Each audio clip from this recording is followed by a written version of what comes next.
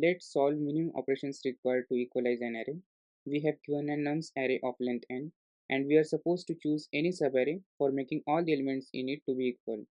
If you don't know what is subarray, then see subarray is an part of an array. For making all the elements of subarray equal, we are supposed to do bitwise AND operation of all the elements of subarray and store that result in each element of that subarray. Let me explain it to you more graphically. So see, in first example, all the elements are equal, so we don't have to do any operation. We can directly return 0. But in example 2, we can see some of the elements are different.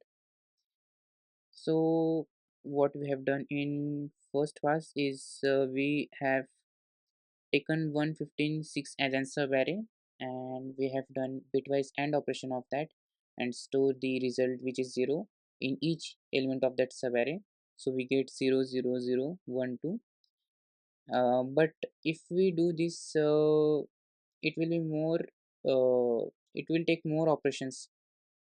But in problem statement they have given that we have to return the minimum number of operations required to make all the elements of nums equal.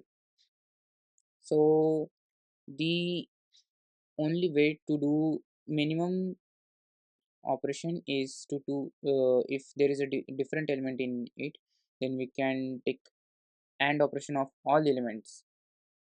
So we'll be requiring only a single operation. So we can say that the answer will vary only in 0 and 1.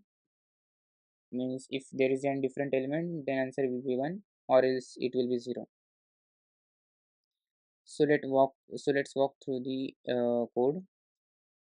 We can run an for loop, check if any of the element is different in that nums array. If yes, then we can return 1, as we will require an 1 operation.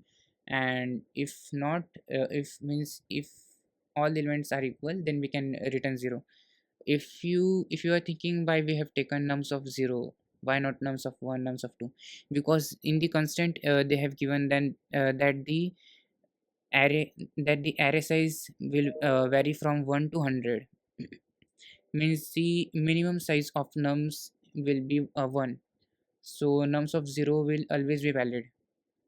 So that's why we have taken nums of 0. So if I run this, we can see